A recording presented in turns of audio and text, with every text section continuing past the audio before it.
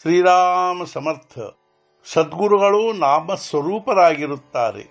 ಅವರು ನಾಮ ಕೊಡುತ್ತಾರೆ, ನಾಮ ತೆಗೆದುಕೊಳ್ಳುವಂತೆ ಮಾಡುತ್ತಾರೆ. ಹಾಗೂ ಅವರ ಶಕ್ತಿಯಿಂದಲೇ ಎಲ್ಲವೂ ಆಗುತ್ತದೆ. ನಾಮವೆಂದರೆ ಸದ್ಗುರುಗಳ ಪ್ರಕೃತಿ. ಅದು ನಮ್ಮದಾಯಿತೆಂದರೆ ಸದ್ಗುರುಗಳ ಸಹವಾಸ ಪ್ರಾಪ್ತವಾದಂತಾಯಿತು. ಸದ್ಗುರುಗಳಿಂದ ಬರುವ ನಾಮದಲ್ಲಿ ಸದ್ಗುರುಗಳ ಅರಿವು ಇರುತ್ತದೆ. ಆ ಅರಿವಿನಲ್ಲಿಯೇ ಸದ್ಗುರುಗಳು ಇರುತ್ತಾರೆ. ನಾವು ಆ ಅರಿವಿನಲ್ಲಿ ಇರುವುದಕ್ಕೆ ಅನುಸಂಧಾನ ಅನ್ನುತ್ತಾರೆ.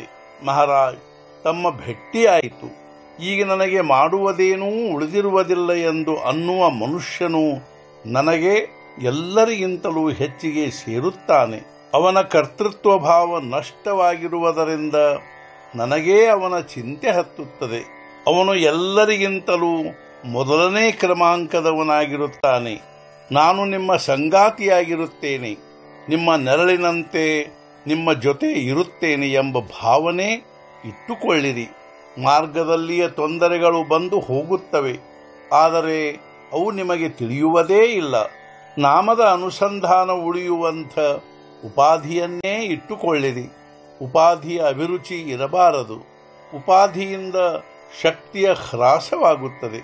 ಸಂಕಲ್ಪವನ್ನು ಇಲ್ಲದಂತೆ ಮಾಡಬೇಕು. ಅಂದರೆ ಎಷ್ಟು ಮಾಡಬೇಕು? ನಾಮೂ ಕೂಡ ನಿಂತು ಹೋಗಬೇಕು. ಏಕೆಂದರೆ ನಾನು ನಾಮ ತೆಗೆದುಕೊಳ್ಳುತ್ತೇನೆಂಬುದು ಕೂಡ ಒಂದು ಸಂಕಲ್ಪವೇ ಆಗಿರುತ್ತದೆ.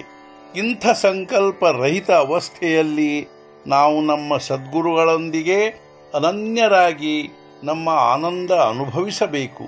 ಆ ಸ್ಥಿತಿಯಲ್ಲಿ ಸದ್ಗುರುಗಳೇ ಶಿಷ್ಯನ ನಾಮಸ್ಮರಣೆ ಮಾಡುತ್ತಾರೆ. ಶಿಷ್ಯನು ಸ್ವಸ್ಥ ಚಿತ್ತನಾಗುತ್ತಾನೆ. ಸದ್ಗುರುನಾಥ ಮಹಾರಾಜ್ ಕಿ ಜೈ. ಜೈ ಜೈ ರಘುವೀರ ಸಮರ್ಥ.